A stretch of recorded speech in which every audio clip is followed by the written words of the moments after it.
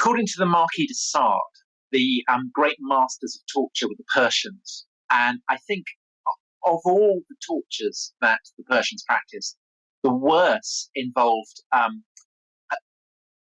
couple of hollowed out kind of canoes, and the victim would be put inside one canoe, and a little hole would be cut out for his head and for his hands and for his feet.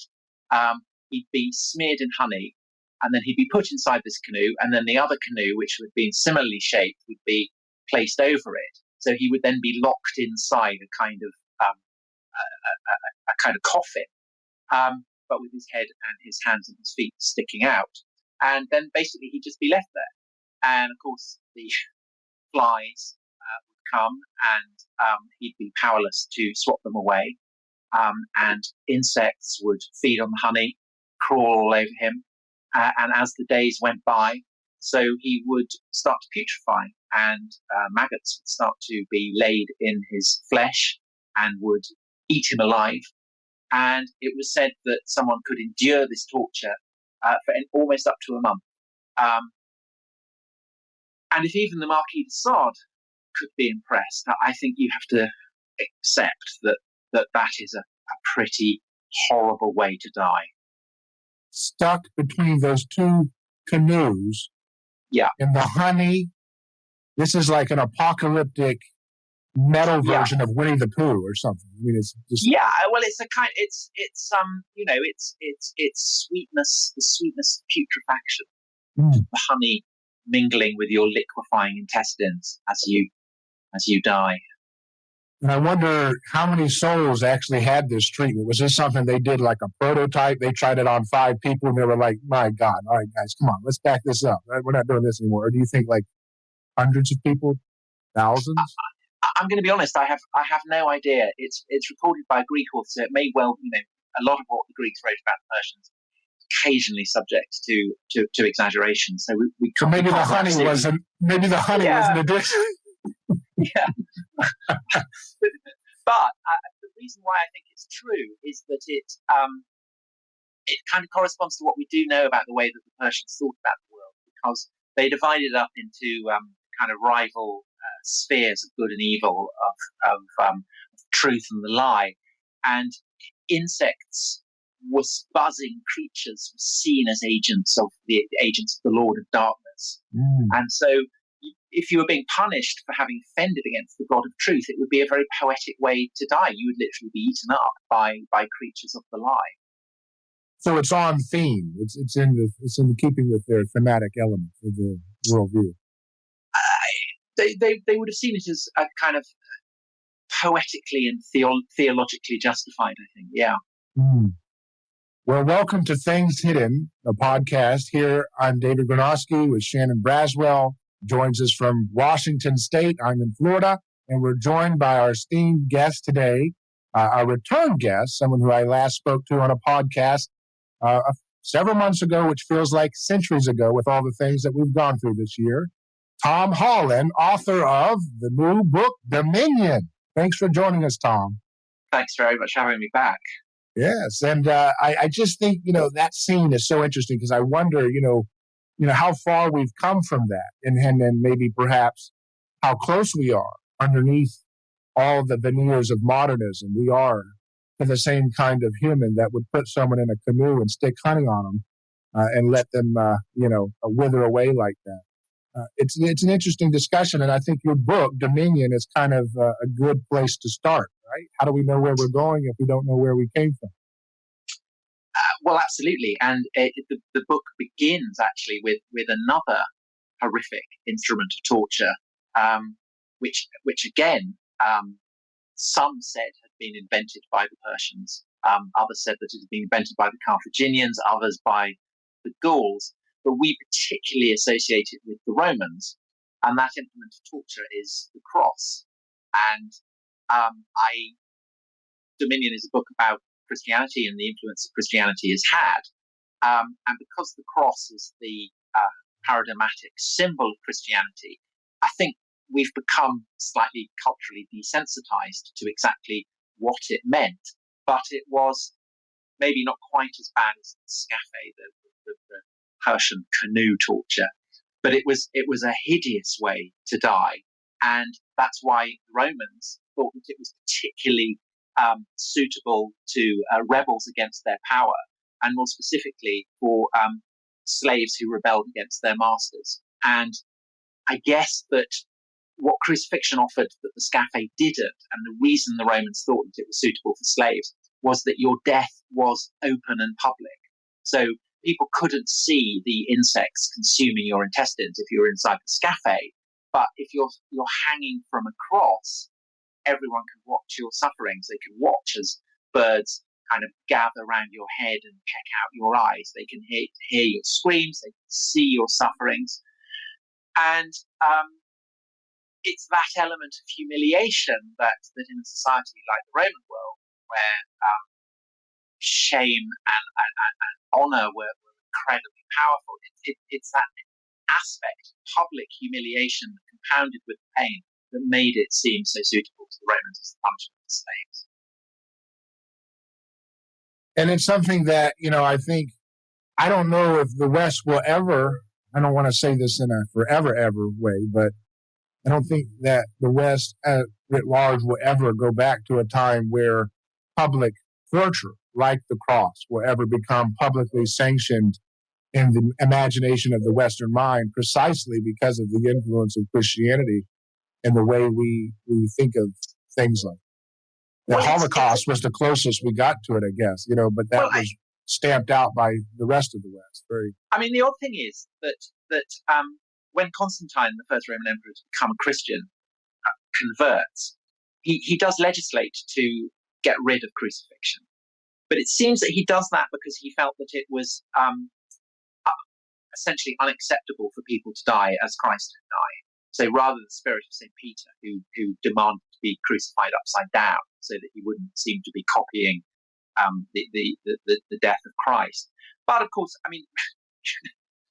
public executions were part of entertainment until really quite recently.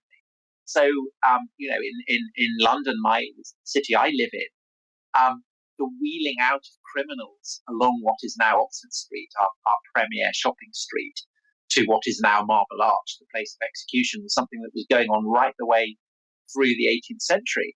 But I think that even while that was happening, the sense that Christ on the cross provided a kind of reproach to people. It kind of nagged at the conscience. It was a source of moral anxiety to people, and that sense of moral anxiety, I think, grew and grew and grew. And to be honest, I think it's a sense of moral anxiety, even if it's sublimated, that continue to shake nations, because when you hung on the cross, what ultimately killed you was asphyxiation. So you couldn't breathe.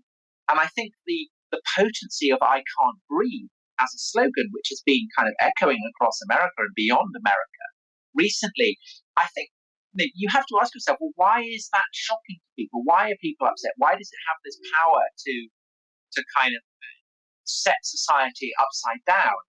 And I think that ultimately it's because the idea of someone innocent being tortured to death is so culturally fundamental to Christian society that the spectacle of it kind of sets up all kinds of echoes and reverberations.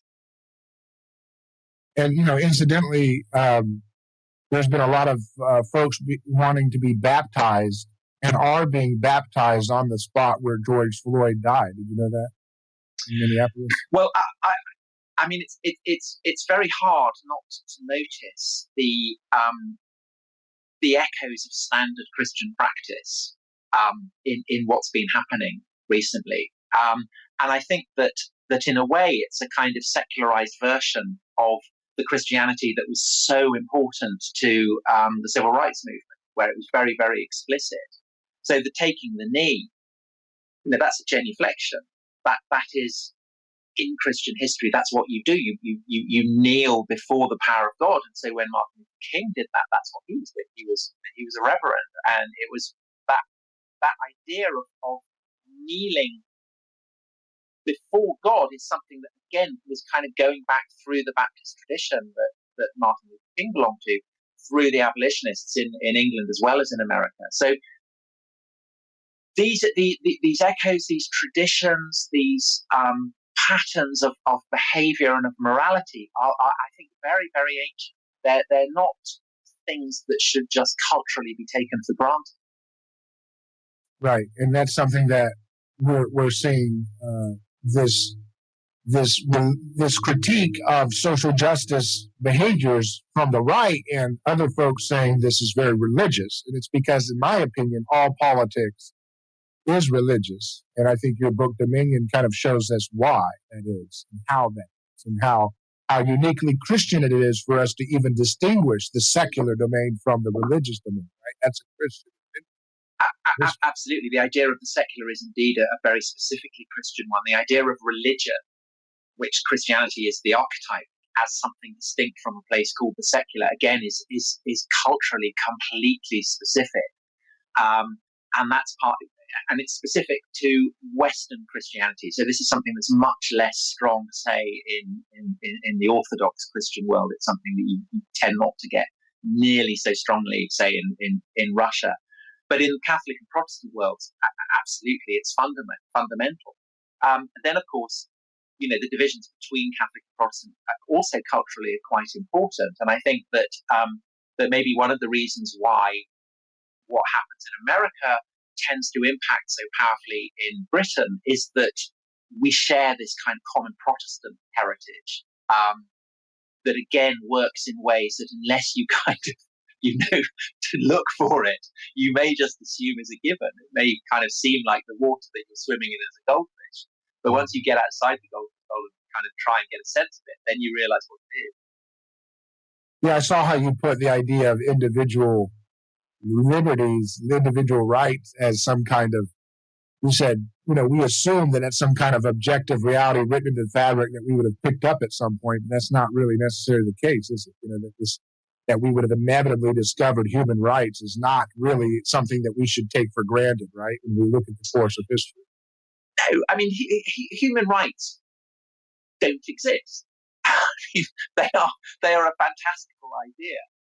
People call them universal human rights, as if they're just kind of floating around, waiting to be discovered, as if they've always been there, as if they anyone can recognize them. But that's a kind of conceit bred of Western arrogance and complacency, really, the assumption that our values and our traditions are so universal that everyone would recognize them.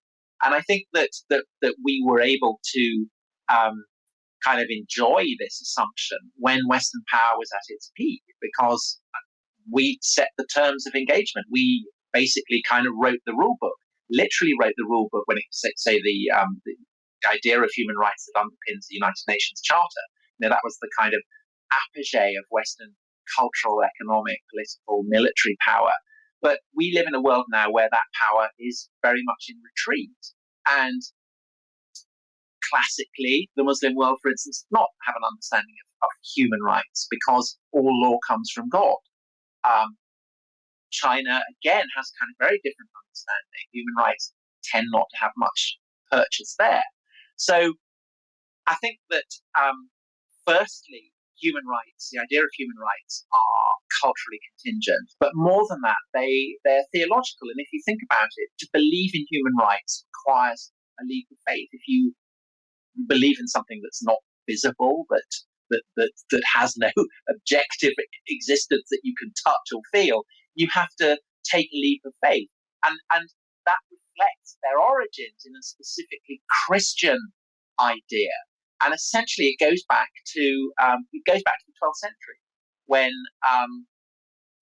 lawyers in these novel European institutions, that would come to be called universities, were essentially trying to construct frameworks of law that could have a kind of universal applicability. And they had a model of that in this great corpus of Roman law that had come from the reign of Justinian, that had been found in the 11th century in the Italian city of Bologna, which, not coincidentally, is where the first university begins to emerge. But as a counterpoint to that, clergy the monks, whatever, wanted a framework of kind of religious rulings. And so they went through all the various canons, the decrees of the church councils, popes, bishops, and so on. They found that lots of these canons were discordant, that they were incompatible. So they had to try and construct a framework by which they could integrate them and construct a coherent whole. And so they looked to the Bible and specifically to the New Testament for kind of rubrics that would enable them to work out what were the most important. And one of them was obviously the idea that the rich have a duty of responsibility to the poor, that they have a duty to ensure that the poor have food, that they have water, that they have clothing, that they have housing, kind of the bare minimum. And so it wasn't a great extrapolation from that to deduce that if the rich have responsibility to the poor, then the poor have a right to what the rich are giving them. And it's that essentially gets planted in this kind of rich scholastic soil of the 12th century university and bears this incredible fruit that is now so kind of significant for the way that the West understands the world, because it's an incredibly potent idea, the idea that every human being has rights. And it's one that essentially ended up being applicable even to non-Christians. So the famous example of where this idea was invoked was in the 16th century in a great debate in Spain about whether the people in America who come under Spanish rule, did they have rights? And on one hand, you have a scholar saying, no, they don't, quoting Aristotle, who had said that certain people are natural masters and certain people are natural slaves. And Aristotle, being Greek, said the Greeks are the natural masters and the barbarians are the natural slaves. And this was a concept that had a kind of very dark and enduring resonance throughout the history of people who were using Aristotle. But against that, Bartolomé Las Casas famously says, no, we have God-given rights. Everyone has God-given rights. Every human being is created in the image of God equally, and therefore the Americans in South America, they have just as many rights as a Christian does in Spain. And this is a debate that kind of then reverberates through the centuries of European colonialism that follow, and indeed American colonialism. Shannon, I want to throw it to you. Yeah, so I did want to ask the question in regards to Christian values and morals. Can we say that Christians, for example, Paul, when he's talking to non-Jews, the Greeks and the Romans, Gentiles, is there some component that he's taking from, say, the Romans? So I'm thinking here in terms of, Augustus's reforms, right? Like about family and, not, engaging in immoral behavior. Would he have tried to couple that with, what was already set down in, say, Jewish law about, family and inheritance and that sort of thing? I don't think that Paul looks to imperial legislation, the legislation that Augustus passed on morality, because I don't think he's interested in that. Because as a Jew, he has an understanding that the truest law comes from God. And the revolutionary maneuver that he makes is to say that with the death and resurrection of Christ, the law that God had originally given to his chosen people, to the children of Israel, now this law is for everyone.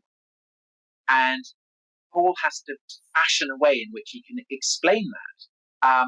And so what he does is to say, actually, even the Gentiles have some understanding of what is right and proper. So it's a kind of concept of natural law, the idea that law is something manifest. And when he tries to say how it is that the Gentiles as well as the Jews had some kind of inkling of what divine law should be, he gropes after a philosophical category that's been promoted by the Stoics, who are a school of philosophy who argue that the divine is manifest in the entire world and therefore is manifest in human beings. And therefore every human being has a spark of the divine.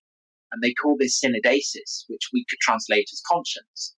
And Paul momentously, for the future of the world, adopts this essentially Stoic idea to explain how it is that the law of God, which previously had been written on stone tablets and given to Moses on Mount Sinai, can now be read by everyone. He says it's written on the heart. That's where it is. That's where the law is. And so that means that everyone can read it. Jew and Greek, man and woman, slave and free. It's there to be read by everyone. And so he, I think, very consciously does take that aspect of Gentile learning, of Greek understanding, and kind of threads it into what will become Christianity. But does Rome have influence on him? I think so. I mean, in two ways, really. Three ways. One is that a bit like Islamic radicals used the internet, which had been set up essentially to propagate American power, to propagate their kind of very countercultural understanding of what power should be. Paul does the same with the great infrastructure that Roman imperialism spreads across the world: the shipping lanes, the roads, the great cities. This is what enables Paul to cross the Mediterranean in a way that simply wouldn't have been possible in earlier centuries. Coming off the back of that, the scale of the world that's ruled by Rome, I think, gives to Paul a sense of the universal that is much greater than it might otherwise have been. If Paul had been, never left Jerusalem, or never left Tarsus where he's born, if he'd never seen the wide world, perhaps he would have a less vivid sense of just how enormous and how various the world was. On top of that, I think that whether deliberately or not, his understanding of Christ, the Son of God, the Prince of Peace, who has ushered in a new age, who has ascended into heaven, who sits at the right hand of his Father, I think that this is a kind of parody of what is the most successful cult, probably of all time, the fastest growing cult of all time, certainly the most successful cult of Paul's lifetime, and that's the cult of Caesar Augustus, who is the son of a god, Julius Caesar, who's been deified. He has brought peace to the world. He has healed the savagery and the brutality of the civil wars that have been racking the Mediterranean. He's laid down laws. He has salved the wounds. He's died. He's been seen rising up into heaven, and he sits at the right hand of Julius Caesar. And there are temples particularly clustered in Galatia, where, of course, we know Paul writes one of his letters. And I think that Christianity is shockingly subversive by the standards of the Romans. I mean, I think far more shocking than perhaps is obvious now, to the degree that gospel means good news in Greek, euangelion, and Augustus, we know from inscriptions, we know that his message of the peace that he brought to the world was specifically called euangelion. So when Christians say that they are preaching euangelion, the parody of imperial propaganda is incredibly big. Yeah, I think that's something that's lost in our reading of Jesus today, that he did a lot of comedic performance art in the way he does things, and I'm thinking of the whole turning of the cheek and if they take your outer garment, strip naked and shame them. This is stuff that would be laughter material in a crowd when you're telling this, because it's kind of like Aikido performance art. You know what I mean? You allow the opponent's inertia to dismantle its own attempt at controlling you. So it's not a passive cowering. It's an Aikido move of taking the inertia of the opponent's strike against you and allowing it to make a fool of itself, right? Well, Jesus famously wept. But I imagine he laughed as well. I mean, that's the plot of Name of the Rose, whether he did laugh or not. But I think, whoever the historical Jesus was, Jesus in the Gospels, I think, is the most astonishing fictional. I mean, if he is a fiction, I mean, it's the most astonishing literary character ever written, because essentially, if you get the four gospel writers and you say, okay, here's your what you've got to do. You've got to construct an image of someone who is both man and God. He's going to suffer this horrendous death, and yet he's got to be convincing as the Lord God who has created the entire cosmos. And you've got to do this in a way that people in 2,000 years' time, in continents that you've never even heard of, will be convinced by it. I mean, that's a kind of tough ask for any writer to do. And you're absolutely right that when the way in which this works, I think, is that Jesus is the figure in the Gospels is just constantly unexpected. He's just constantly upending your expectations. So almost everything you can say about Jesus, you can find something that contradicts it. So he'll say, "Give away all your riches." Rich people give away all your money to the poor, but then he'll cheerfully blow a fortune on a pedicure.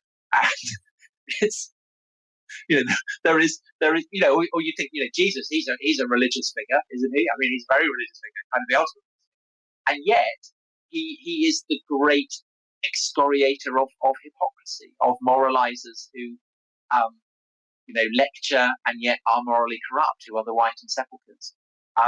There's almost everything with everything about Christianity that people disliked, they get from the figure of Jesus, oddly. So the dislike of religious dogma, Jesus is there. He just, that's what he's doing. Almost everything comes from him, and it's as though contradictory multiplicity is contained within his character, in a way that no other literary figure does. And I think that's why he's convincing as a portrayal of the man who is. So another question I want to ask is in regards to the religious and secular, right? This idea that in ancient times they couldn't be separated, right? There's something about or the ancients wouldn't have understood politics as being kind of in a different realm as the religious, right? Can you talk a little bit more about that? So in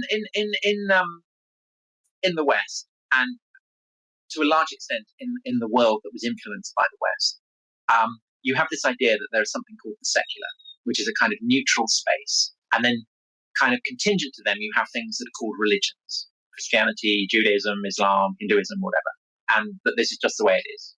And how could that possibly not be? But basically, that's a way of seeing the world that originates in the 18th century. But that vision has its roots that go a long, long way back, very specific history and theology of Latin Christianity. But even that, I mean, its ultimate origins again goes back to Jesus in the Gospels, the famous story of how he is approached by people who want to trick him, who say, "Should we pay taxes to the Romans?" And Jesus asks for a coin and points to the face on it and says, "Whose face is that?" And the answer comes, "Caesar." And so Jesus famously says, "Render unto Caesar what is Caesar's, and render unto God what is God's." And that kind of establishes an idea that there are twin dimensions. There's a dimension of Caesar and the dimension of God. And this is something that then in the 5th century, when the Roman Empire in the West is starting to implode, that gets picked up by probably the most influential theologian in the Latin tradition, Augustine, who is a bishop from Africa, who watches Rome get sacked by the Goths in 410. And there are, understandably, a lot of Romans who have not been persuaded by Christianity, who see this as punishment from the gods, because the Romans classically had a very transactional understanding of why you would have a relationship with a god. It's not about a personal relationship. It's not kind of praying to a god for a specific thing. it's kind of the equivalent of taking out an insurance policy. So you pay a sacrifice to a god, you celebrate a festival, you fund a priesthood, and this is called a religio, and it's a kind of a bond joining you to the god. And the whole of Rome has its religiones, which is why Rome has become so successful, because these religiones are best, the gods therefore favoured Rome. Now, with Christianity, the religiones have been finished, the gods have abandoned Rome. Augustine sets this on its head. He says, actually, there is no particular role for Rome. Rome is just an earthly state, and like a human being, it will be born, it's been born, it's had its life, and it will crumble away, because it's a thing of what Augustine calls the cyclum. And the cyclum is basically the span of living memory. It's so you're born, you live, you die, and then you're swept away on the currents of time into oblivion. The only thing that can redeem you from the oblivion of the cyclum is the religio that the church offers, which binds you to the eternity of heaven. So it's like a kind of rope ladder. You're being swept along on the currents of the cyclum. You can grab for the rope ladder that the church offers, and this religio will then take you up into the eternity of heaven. And so that kind of theologizes this division. And over the course of Latin Christian history, so after the fall of Rome, barbarian kingdoms are established. In the 11th century, radicals take control of this idea and seize control of the bishopric of Rome, which is the kind of the most venerable, the most significant office in Latin Christendom, the papacy. And they essentially say, they use this to construct an idea of the church as something that is distinct from the cyclum. And the church is kind of imagined as being a pure virgin robed in white. And the idea that kings or emperors should have anything to do with it is repellent. It's a kind of rape. Every time a king tries to appoint a bishop, it's like his grubby fingers pouring the radiant white robes of the virginal church. And so, over the course of the 11th, 12th century, this extraordinary process happens, and it's something completely unique in Eurasia, whereby the kind of primordial assumption that kings or emperors or whatever, caliphs, have a stake in the fabric of the supernatural as they have a stake in the fabric of the terrestrial, is shredded. And the papacy says, no, back off. And so kings are made to kneel in the snow, to be whipped through cities where they push the church too far. And you get this idea that really beds down in the European Middle Ages, this idea that there are these twin spheres, the sphere of the cyclum and the sphere of God's church, where the religiones, who are people with a particular responsibility for religio, so monks, friars, nuns, whatever, hermits, they are the people who will establish this religio with heaven. And with the Reformation, this idea gets privatized. There's no role for religiones in the Protestant world. So everybody has a religio. And so by the 17th into the 18th century, you're starting to get this idea. So in English, the cyclum gets anglicized to secular. And you get this idea that religio, anglicized to religion, has taken on a kind of twofold role. First of all, it's something that is indeed a kind of bond with God, but now it's become something private. You look into your heart. What is your religion? Your religion, what do you believe? What is, does God speak to you? That's your religion. Equally, religion is something that is collective, that is shared, that is separate from the secular. And so this is a very, very distinctive idea that Europeans, when they go out into the non-Christian world, take with them. And so when they go to the Islamic world, they assume that there is a religion called Islam. And when they go to Hindustan, the land of the Hindus, India, they assume that there must be a Hindu religion. And there isn't, because it's a totally foreign idea. But because the British are going there, and they end up ruling India, and they end up getting elite Indians to speak English, Indians begin to absorb this idea. And so over the course of the 19th century, the idea that there is a secular realm and that there's a religion, religion of the Hindus called Hinduism, beds down. And by the time the British leave, one of the things that they leave behind is the idea that there is something called the secular, which is why when India becomes republic, it becomes a secular state. It's defined as a secular republic. But this is a purely Christian idea. And so if you look at India now, with this kind of idea that it should go back to its Hindu roots, the Prime Minister Modi's dislike for the very idea of the secular. Basically, what you're seeing there, I think, is a kind of reaction, a recognition that the very idea of the secular is a kind of legacy of the British, and that should be got rid of. And you see the same thing in Turkey as well, where Ataturk essentially established Turkey as a secular republic because he wanted to become modern. In other words, he wanted to become more like a kind of Christian European state. And Erdogan is all about rolling that frontier back and getting back to a kind of more authentically Islamic understanding in which the notion of the secular is dissolved.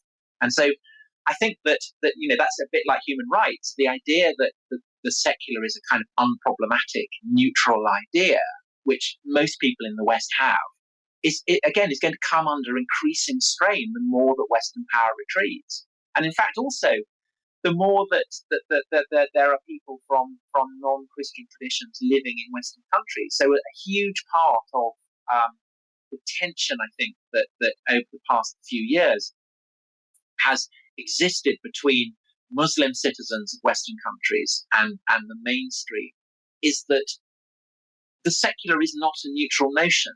It's much, much easier for Christians to live in a secular state because they basically invented the secular state. The secular state is a Christian idea. Whereas for Muslims, it's hugely problematic because, or for Jews as well, this is something that began in the 19th century, because the deal of the Western secular state is they will say to Jews or to Muslims, you have freedom of religion. But that's exactly it. You've got to think of yourselves as belonging to something called a religion. You've got to think of yourselves belonging to a religion called Judaism or called Islam that exists separately from the secular. So basically what they're saying is Jews, you're not allowed to think of yourself as a people. Muslims, you're not allowed to think of yourselves as members of the Ummah, the global community. You have to think of yourselves as American, British, French citizens who have a religion. So basically you've got to reconstruct your understanding of yourself so that you become things called religions. And that it imposes a strain. But because most people in the West just take the idea of the secular for granted, they don't understand how Christian an idea it is. Yeah, and I think I wanted to ask you about kind of this idea of kind of a returning to the sacred. People in the 21st century that want to return to something that I think is really ancient, like Buddhism, or like for me personally, I know a number of younger African Americans who want to say return to some kind of ancient African religion,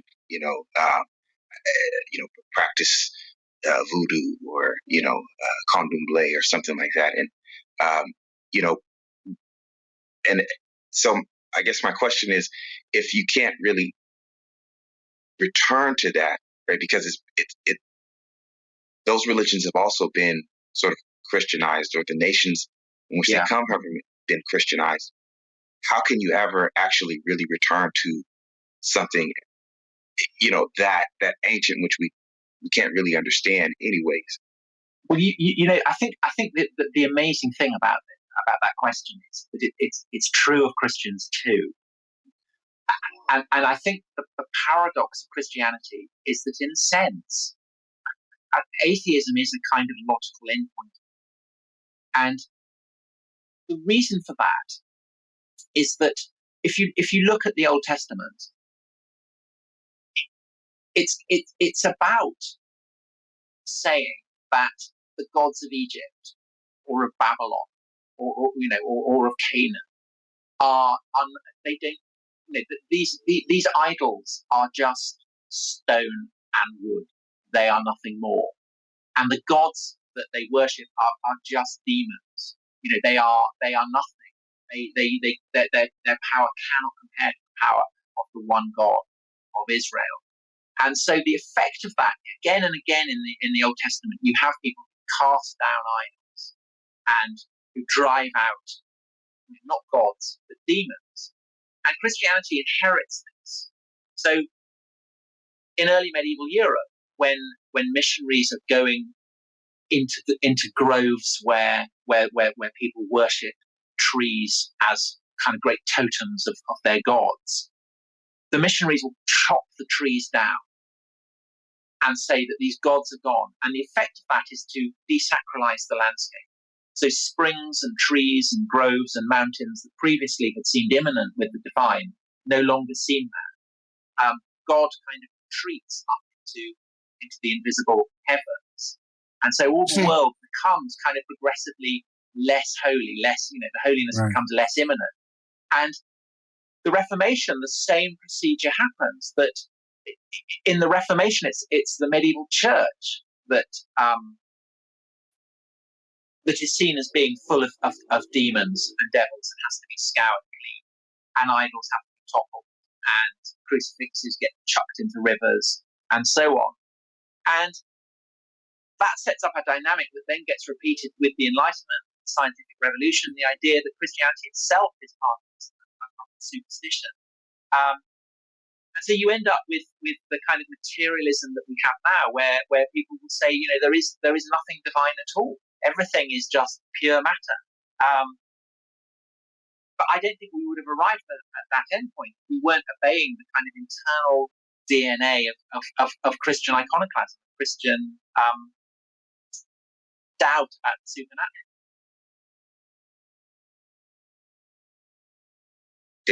David? Yeah, sure. Okay. Did you? But did you see that movie Midsummer? No, I didn't. I know about it. When you were talking about Christians chopping down their sacred trees in that movie, it's about this Swedish religion that's been preserved in the forest, and there's random American guy or something urinating on one of their sacred stumps, and they're like, no, and then you see that guy sacrificed later on. It's just how we have desacralized nature, but that's the context wherein Christianity has unleashed tremendous innovation in technology, right? Because when you can start chopping down a wood, you start to learn how to do things with it, or you're splitting the atom. You know what I mean? Yeah, absolutely. And I think that in a way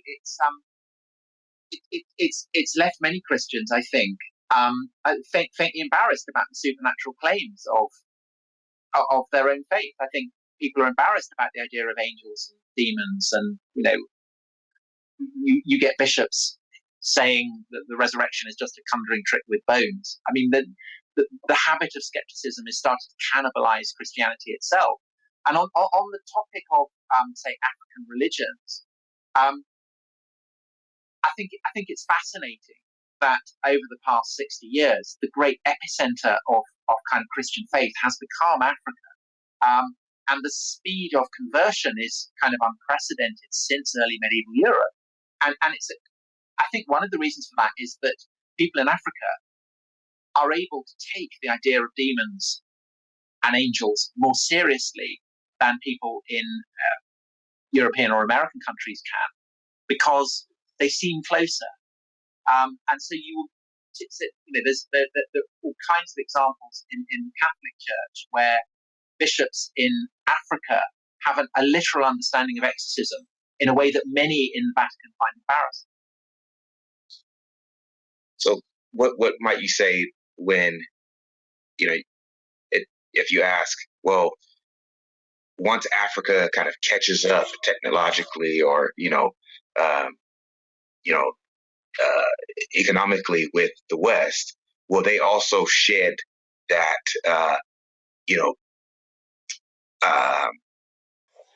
you know, superstitious or you know. I don't think I don't know, but my hunch is it doesn't work entirely like that, because I think the kind of desacralization in the West has been a specific cultural trend that has happened for very specific reasons. Whereas I think in Africa, they're closer to the gods that existed before becoming Christianity.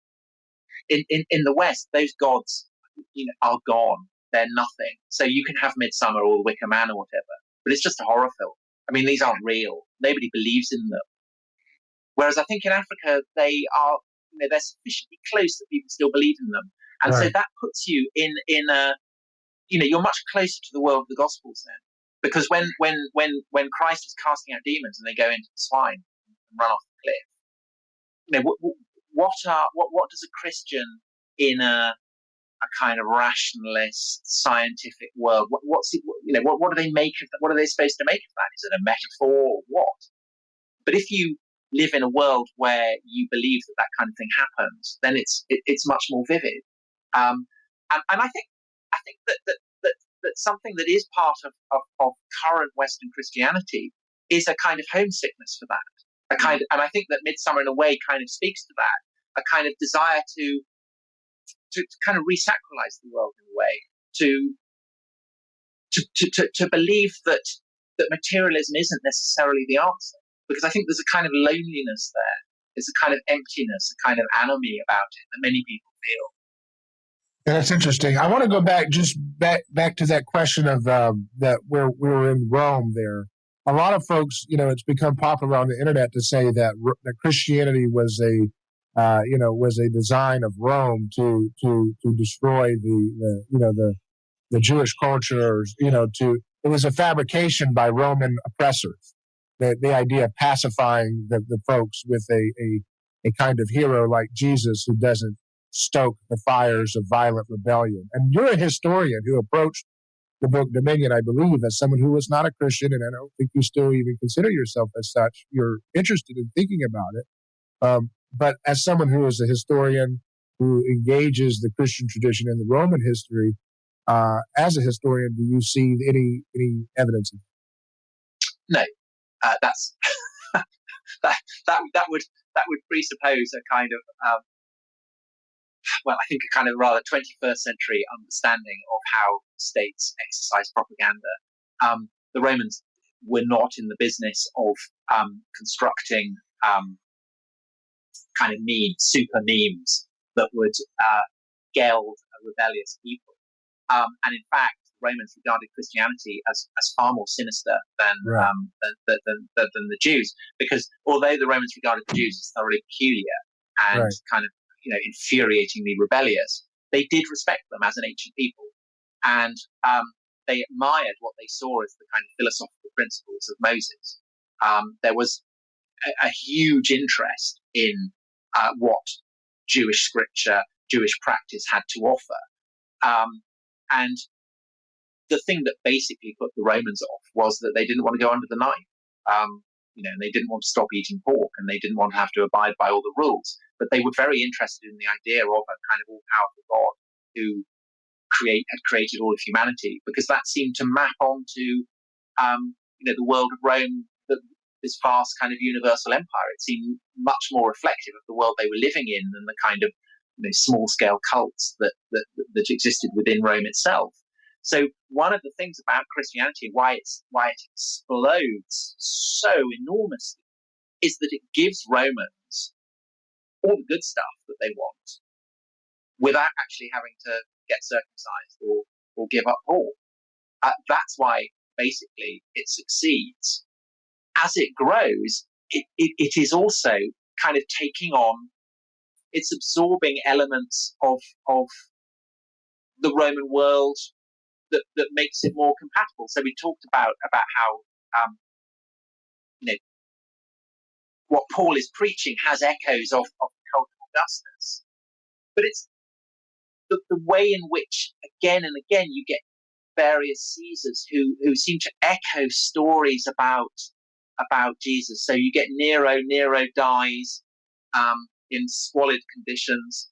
his body gets taken by 3 women, but they bury him and they pray before his tomb. 3 women, his nurse and his lover. So you've got this idea of 3 women before the tomb, and then you start to get stories about how Nero has been seen walking among, in the world. People believe that Nero has come again. These aren't deliberate riffs on the Christian story, and the Christian story isn't a deliberate riff on the story about Nero. But what it suggests is that both are drawing on currents and eddies and trends and ideas that are kind of manifest in this great cultural melting pot that is the Roman Empire, where Jewish prophecy and Roman universalism are kind of merging and creating these incredible new stories that will have an amazing potency. I don't think you need to imagine that there are kind of Machiavellian equivalents to the CIA kind of behaviorists cooking this stuff up. It happens organically. Yeah, there's also the false resurrection story in the Gospels themselves with John the Baptist, right? They perceive that he has come again to haunt. But what's interesting, as Rene Girard points out, he's a historian like you, he points out that, that there's a difference between the kind of ghostly, ethereal, rumored resurrection that Herod fears about John the Baptist, and then the different resurrection account of Jesus, completely different. Jesus is physical. He's eating breakfast. He's having fish on the beach. He's touchable. You know what I mean? And he's offering. That's the first thing he says to his disciples is shalom, and don't worry, I'm not going to kill you, because they're scared that if he's come back, he's there to kick their tails for abandoning him.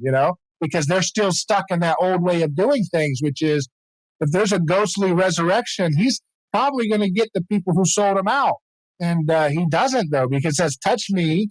So this is not your standard resurrection story, folks.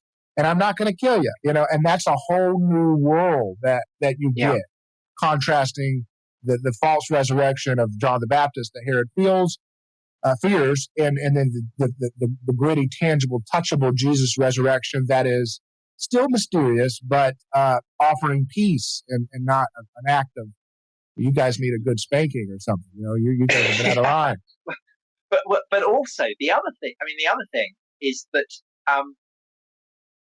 Jesus is a crucified criminal who suffered the death of a slave, and that's what's truly remarkable, that someone like that should have risen from the dead, because it's emperors, it's generals, it's great leaders who become gods. The fact that it's this guy who suffered crucifixion's done it, that also must be a crucial part of the appeal, because it gives to those who are downtrodden, who are at the bottom of the pile, a glimpse of dignity. And sorry, I'm just gonna have to pause it.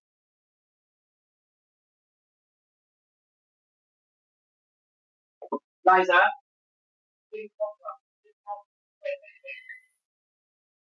the gays, I guess it's again.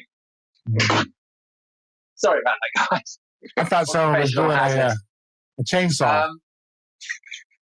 So there's a kind of, and I think that kind of the strangeness of the idea that you can be physically resurrected, which is the promise Christianity gives, that your body at the end of days will rise from the dead, and you'll be physically intact, combines with the promise it gives to those who are at the bottom of the pile, suffering, those who were slaves, those who were tortured to death, that they can be closer to God than the most powerful king. I mean, this is an incredibly potent message, and it's expressed in one of the kind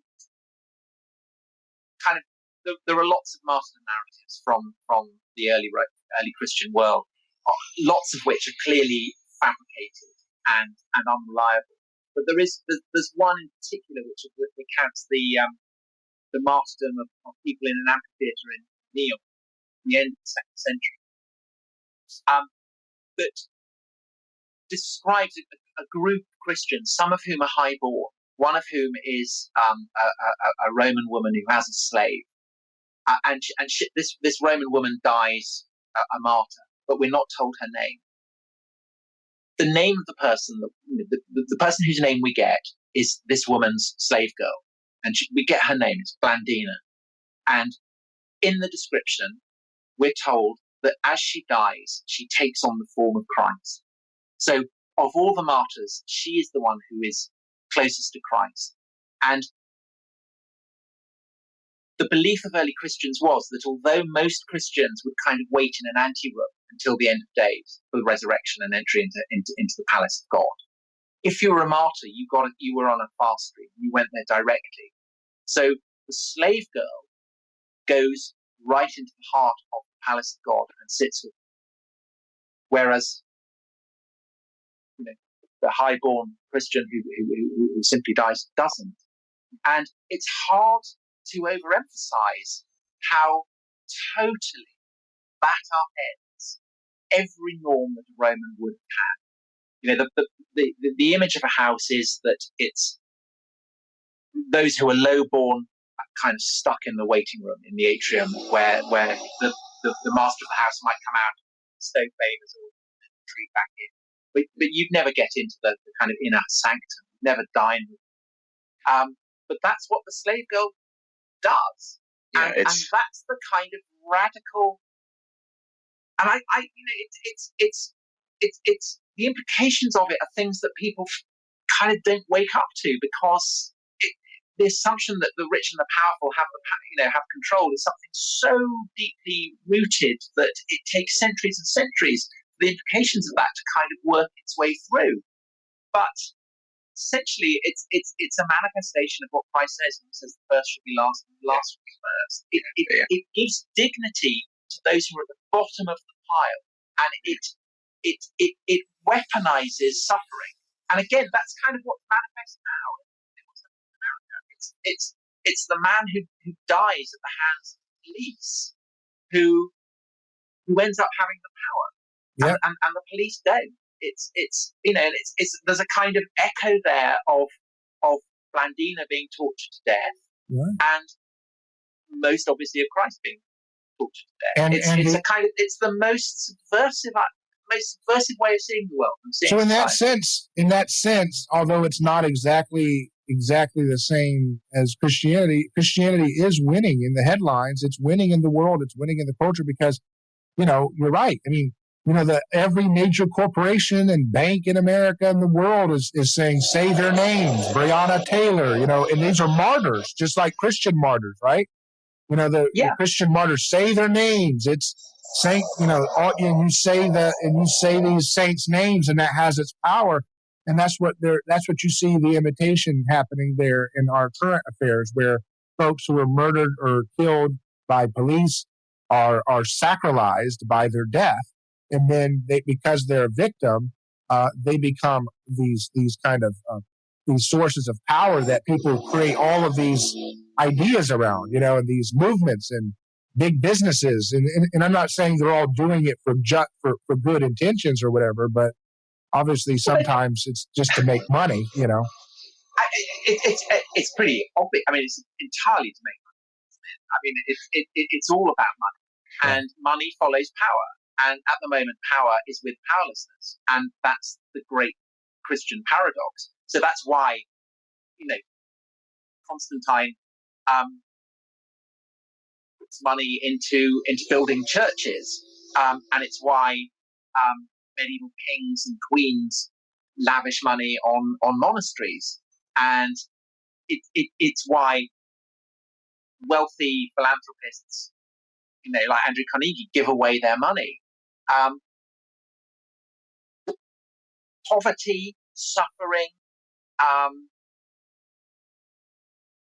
oppression in a society where the crucified God stands at the heart of it, these become sources of power.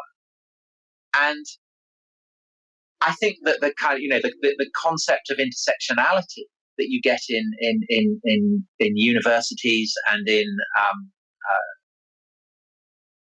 all kinds of institutions and ways of thinking that would hate the idea that they were Christian, would kind of run a mile from that idea, is it's a profoundly Christian way of understanding the world. The idea that the more you suffer, the more you're oppressed, the more authority you have. So when Jesus quotes that Habakkuk chapter 2, when he's going on the road to be crucified, he says it says if these are silent, the stones will cry out. That's a quote from Habakkuk chapter 2, the prophet. And the end of that statement that he doesn't quote explicitly in the text, which is that the knowledge of the Lord will fill the earth as the ocean is wet. And I think that's coming true. I think that's coming to pass, because if the knowledge of the Lord that Jesus has in mind is the innocence of the victim, the innocence of the victim of sacrificial violence that lies at the heart of all cultures, then he is indeed seeing that come to pass 2,000 years later as the whole world wrestles in various levels the victims at the heart. It's mostly in the West, but it's happening through globalism, as you described in India. There's a wrestling with the victims in various levels at the heart of their it's in the West. I mean, I think it is. I think it's specific. I think it's pretty specific to Christian culture, and I think that the example of that is the complete lack of interest that people, by and large, have in the suffering of the Uyghurs in China. 1 million Muslims being rounded up, women being sterilized, their culture being deliberately trashed. There are reports that hair is being taken and is being used commercially, and yet, do people care about that? Not really. I mean, they're Muslims. They're in China. The resonances just don't seem to be there, and it seems to me kind of amazing and also not amazing. People just don't really seem worried about that, and I think the reason is that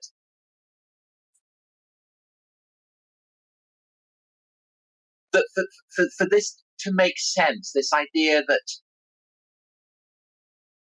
there's a dignity and a power in suffering, you need the powerful to accept that as well, because otherwise it doesn't work. And I think that's true of the Me Too movement as well. I think the Me Too movement would have had no traction if men had not been willing to accept the value of what women are saying. You couldn't have done the Brett Kavanaugh hearing in the Senate in Rome. That's for sure. No, because in Rome, essentially the dynamic is between those who have power and those who don't, and those who have power, it's the Roman male, citizen who has the power, and everyone else doesn't, and so the body of an inferior is, it's kind of the equivalent of a urinal. It's a receptacle for the bodily fluid of the Roman master. And now we're so Christian that the mere accusation of someone without power is sacred, and you must believe her. So we're more radically Christian than ever, even though we think we're too good for the metaphysical claims. The ethical and the aesthetic are thoroughly Christian, more so than we've ever been in human history. I think that kind of Christian moral assumptions have kind of they've broken free of the moorings of doctrine and of practice, and are now just kind of drifting free. But they still completely bear the imprint of where they come from, which is why you tend to get these rituals. You tend to get the same kind of theological concepts that are kind of manifest. So it's kind of kneeling and anxieties about original sin, and all these kind of expressions are clearly derived from Christianity, even though they are no longer overtly Christian. Yeah, and I think that part of the issue around say gay rights or women's rights is more complicated than say the campaign for racial equality, because the campaign for racial equality is absolutely rooted in the foundational texts of Christianity. There is no Greek or Jew. That is what it says right at the beginning. So there is no black and white. That's the core message. Every human being is created equal. It's fundamental. So Martin Luther King is not calling on white Christians to kind of recalibrate their understanding of Scripture. He's just calling on them to recognize what their own Scriptures say, and that's the power that his messages have. I think that what happens in the 60s is that the model of the civil rights movement gets taken up by feminists, gets taken up by gay campaigners, and they use the same arguments, but it's more difficult because, of course, there's a sense in which biblical mandates seem to be against homosexuality, and there are definitely biblical mandates that kind of say that the man should be the head of the church and the woman shouldn't. So, in a sense, it can easily be seen that gay rights or feminism is against Christianity, but in fact, in almost every case, it's not really secular against Christian. It's debates. It's a kind of doctrinal debate within Christianity. It's about what particularly do you put emphasis on. So, for instance, same-sex marriage. The idea of same-sex relationships being wrong is a fundamentally Christian one. It's not just men sleeping with men; it's women sleeping with women, and this is something that goes back to kind of in Paul's letter to the Romans. He bundles this together. This isn't a category that there is no understanding category of homosexuality in antiquity. It's something that evolves over hundreds and hundreds of years. It's not until the 10th, 11th century that Christians start using the word sodomy, the idea that Sodom had been wiped out because it was same-sex relationships. But even sodomy can basically, throughout the Middle Ages into the early modern period, sodomy still means any sexual act that isn't procreative. So it could be masturbation, bestiality, whatever, as well as say anal sex, within a marriage or between two men. And it's only with Darwinism, the idea that sex is biologically determined, that the category of homosexuality comes to be formulated. But the guy who does it, really, who publicizes and propagates this category of homosexuality, an Austrian psychologist called Kraft Ebing. He's a devout Catholic, and his understanding of homosexuality is that it's not just about same-sex relationships. It's also about loving same-sex relationships. So the idea of marriage, the idea of a marriage of equals, is kind of there as well from the beginning, and that's a Christian virtue. So the category of homosexuality, as it gets defined in the late 19th century and then passes into the mainstream in the 20th century, is a fusion of two contradictory things: a Christian vice and a Christian virtue. And essentially the debate that people have had about homosexuality since the 60s is, what do you emphasize? Is it something that is, to be condemned, or is it something to be celebrated? And essentially, Western societies have decided that what matters about homosexuality is its resemblance to the institution of marriage. And that's why I think the only country in the world that does not, that recognizes same-sex marriage that is not a Christian country is Taiwan. Everyone else, it's a Christian. It's rooted in Christian countries, and I think that reflects the idea that the category of homosexuality is a Christian one, and what people in those countries have chosen to emphasize is the Christian virtue of marriage. And ultimately, that is, I think, the most Christian thing to do, because it's the most compassionate thing to do, because it's compassionate towards people who previously had been persecuted. And compassion for people who've been persecuted is kind of part of, it's the essence of what Christianity is about. So, with that, I would say, I want to ask about, how, in terms of, all political movements, or,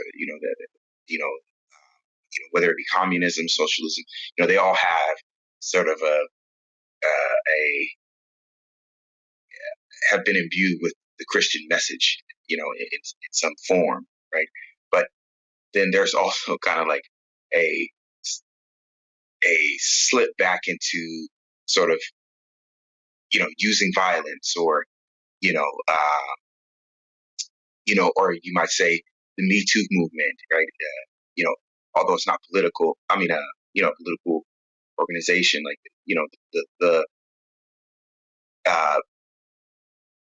you're holding men accountable for what they do, right? But then you also have kind of like, well, there needs to be a punishment for that. They need to go to prison, right? So, it's almost like, well, okay, you're taking on the Christian value of holding someone accountable, saying we need to, do justice, but then you're slipping back into these like violent modes where it's like somebody's got to pay the price, right? There needs to be a symbol for what happens when when you do that. I mean, yeah. Does that make sense? What I'm? Yeah. I think that everything about Christianity is paradox, and that actually means that it's very difficult to construct a functioning society around it, because you can always emphasize different aspects of it to get different effects. So, the idea that Jesus dies on the cross, and therefore at the heart of the Christian message is the idea that of the innocent man tortured to death. But if you want to uphold Christian teaching, if you feel that the Christian teaching is the key for salvation for humanity, and what do you do with people who reject that message? And that's a problem that has been there right from the beginning, because although Paul says there's no Jew or Greek, actually loads of Jews, as Paul discovers, don't want to lose their distinctiveness. They want to stay Jewish. And so how Christians deal with that has been a kind of shadow over Christian universalism right from the beginning. And it's led Christians repeatedly to launch pogroms, to torture, to bully, to harry Jewish people, and feel that they're doing it in the name of someone who was kind of bullied and tortured to death. And that problem of what you do with people who reject your message of peace, often it means you go to war with them. So Charlemagne slaughters enormous numbers of Saxons when they reject his message.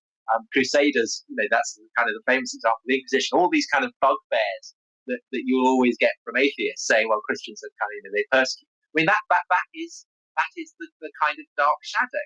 But the reason that we recognise that as a dark shadow is because we tend to see it through Christian eyes. So even when an atheist says about Christianity, it persecutes people and that's bad, that's a Christian perspective, because at the back of the mind is the fact that Jesus was tortured to death for his beliefs. And I think that it you kind of see it in exactly what you say, that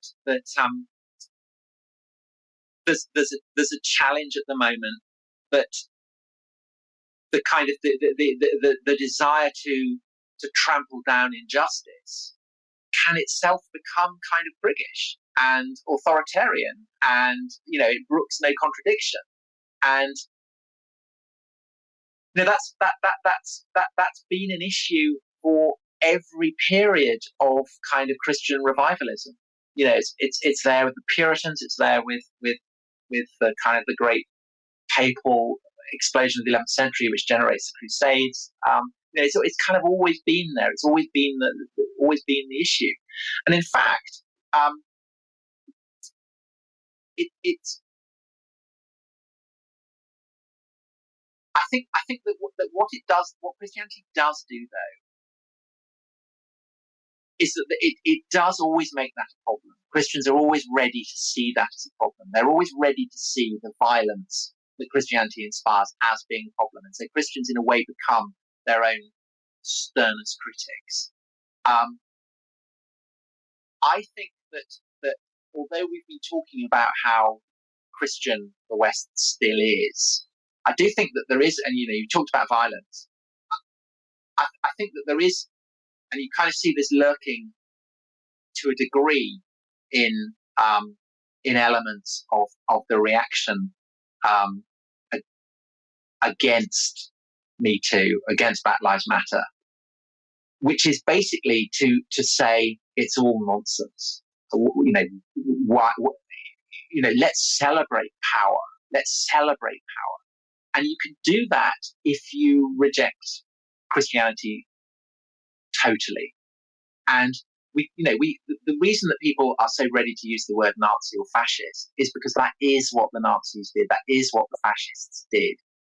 And the Nazis were the first regime Mussolini and Hitler, the fascists were the first regimes in Christian countries to repudiate not just Christian doctrine, as the French revolutionaries had done, or as the Russian revolutionaries did, but to repudiate some of the fundamental doctrines of Christianity, of which really there were two, I suppose, that were most fundamental. One being, this idea that there's no Jew or Greek, that we're all created in the image of God. Yeah, you mentioned that Hitler specifically attacks Paul, right? Hitler specifically sees Paul as a kind of cancer. Of course, he sees Paul's teaching as destroying the Nordic stock of the Greeks and the Romans, of corrupting everything that had made the Greeks and the Romans great. And the other thing, of course, that the Nazis repudiate is the idea that there's any value in being Greek at all. Weakness is for losers. They should be trampled down. And although the Nazis get defeated, and although in the wake of the Second World War, they kind of replace the devil as the object of terror. In a sense, you no longer need doctrinal Christianity because you've got the Nazis. If you want to know what's right, you look at the Nazis and you do the opposite of it. So whereas before the Nazis, people would look to Jesus and say, what does Jesus do? Now you don't need to do that. You look to Hitler and you do the opposite of what Hitler would do. That's why Antifa is not scandalous as much as the white nationalists in terms of the media. Absolutely, yes, and it's why Mao or Stalin are not bogeymen in the way that Hitler is, because they did it in the name of victims. Yeah, well, they killed just as many people, but to kill people in the name of racial supremacy is seen as being much worse than killing them in the name of bringing about a workers' paradise. Yeah, it reminds me of the Old Testament passage about strange fire, when Yahweh destroys the people who bring the wrong fire. He's like, all right, that's not the right way to do this. I reject that sacrifice. And that's what you see with the as long as you sacrifice in the name of victims in the West, you're allowed to do that. And the media promotes that. But the problem is it will blow back. So if you try to create a victim, garbed mass killing spree or something, because of the media, because of how Christianized our aesthetic and our ethic is, how cross-haunted we are, people on the people who are viewing this kind of thing would eventually see the villains as victims themselves, and it would destroy that attempt too. So what I'm suggesting is we are in a trap that Jesus has set, and you can't get out of it, which is what he's trying to talk about, the scandal of the cross. You can't escape it. Because it's like, if you want to, I tell people, what do the most extreme of the intersectional leftists want? They're saying we need vengeance. We need vengeance. We need a total reversal of the hierarchy. That's going to take a lot of violence to do, but it's not going to work precisely because those who are of various races or whoever are going to see the kind of violence that they're doing to create a forced reversal of hierarchy, and they're going to rebel against it as people imitating the aesthetic of the cross. You see, I think that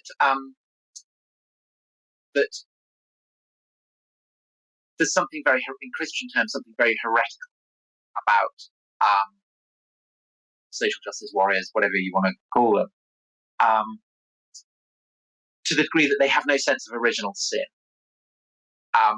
And essentially it goes back to a kind of theological argument between Augustine, who saw every human being as being kind of infected by sin, and Pelagius, a British monk, who said that it was possible for humans to perfect themselves. And Augustine wins, and the idea that humans can perfect themselves under their own agency becomes a heresy. And in the 60s, and afterwards, this was seen as kind of terrible, how awful that people should labour under the sense of sin. Isn't it better to imagine that you can perfect yourself? But actually, there's something incredibly democratic about the idea of original sin, because it means that we're all fallible, even the most virtuous of us, even those who are most confident in virtue have to accept that we can't be virtuous, can't be completely virtuous. I think that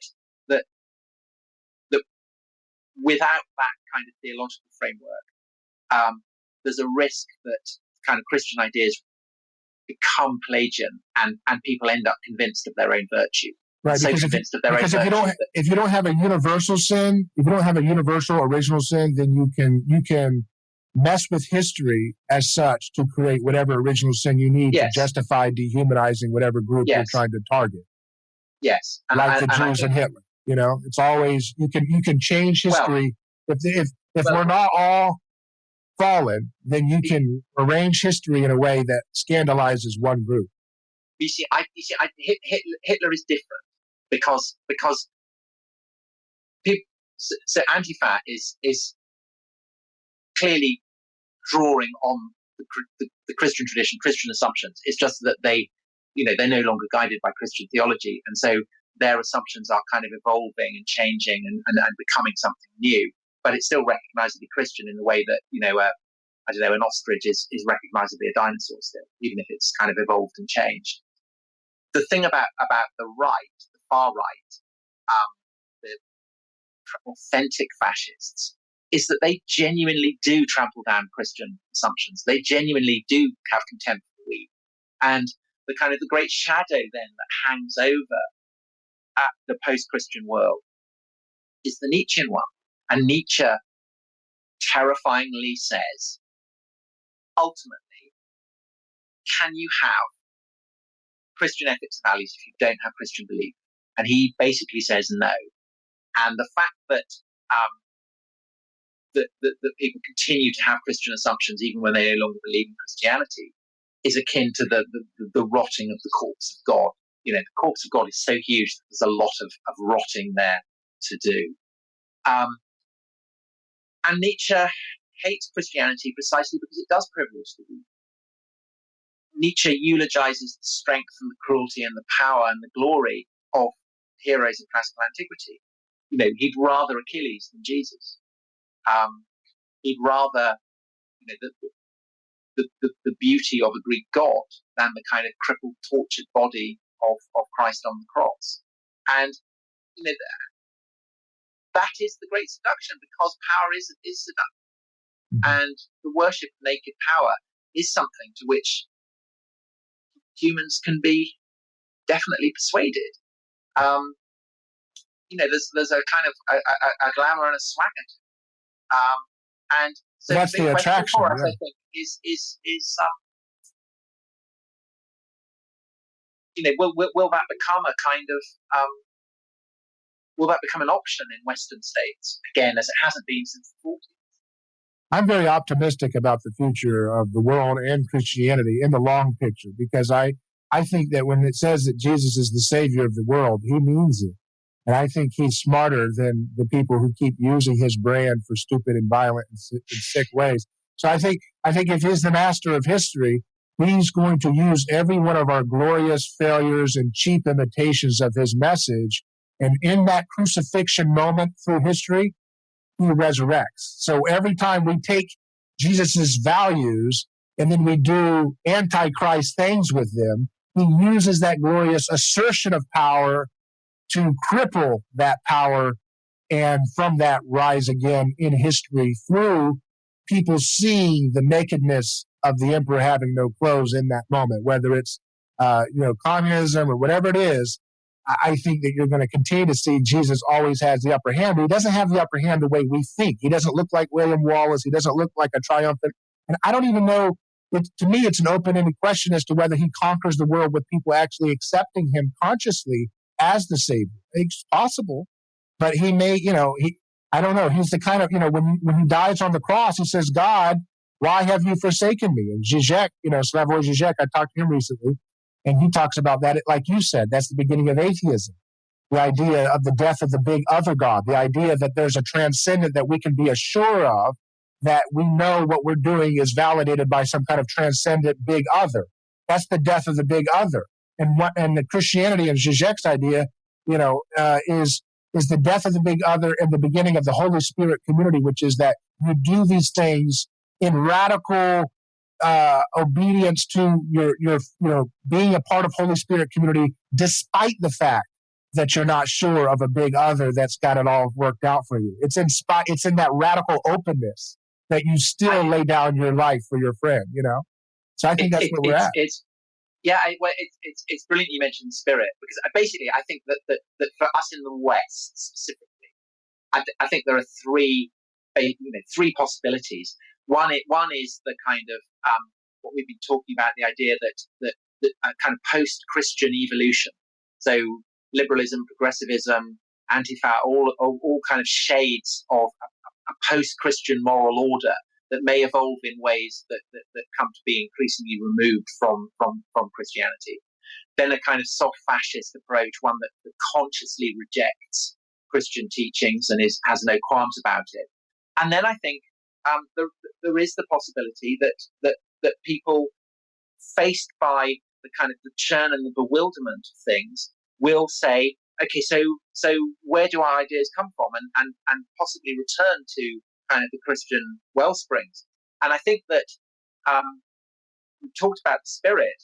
I mean, the great spirit of Christian revivalism in the 21st century is Pentecostalism, the idea that there is a kind of Pentecostal fire that is sweeping across Western cities, yes, but also through South America, through Africa, through Asia. And I think that there is a great process of revitalization of Christianity happening, particularly in Africa at the moment, but also in other parts of the world as well.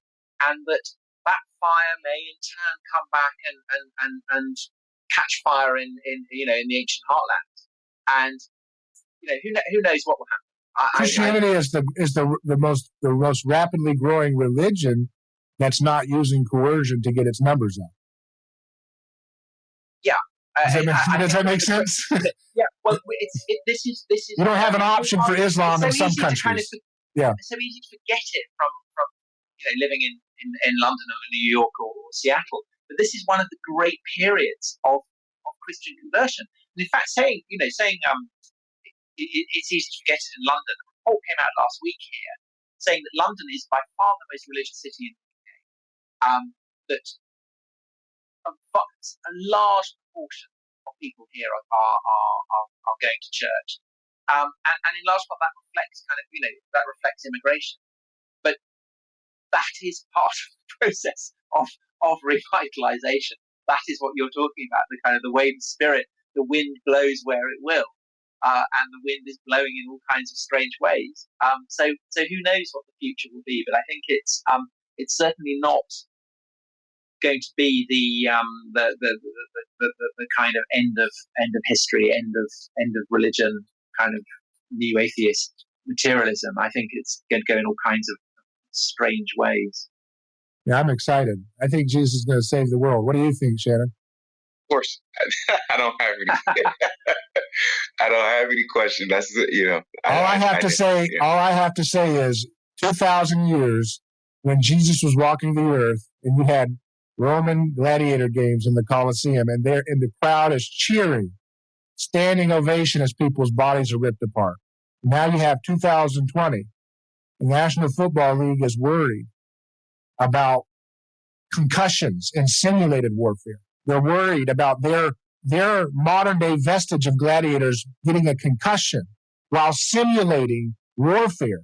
They're worried about, are we showing enough deference to unjust killings of our own policemen towards people in minority communities? And they're going to wrap their whole stadium game around this concern for victims, not only of concussions, but also football players' girlfriends. Let me ask you, as a historian, were Romans concerned with how gladiators were treating their girlfriends back home? No. Okay. So well, now we're... They didn't defibrillate them, so that they couldn't have sex. Because they thought that a gladiator who didn't have sex would be more violent. Wow. But the thing is that's the kind of thing that we can see a demonstrable progress in history. And the thing is that we're so caught up in our own moment that we don't realize that in the big picture, Christianity is growing, like you said, in Africa and Asia. 200 million people in China are purported to be Christians. What are they going to do once that thing continues to like an acid wash, break down the institutions of power of China?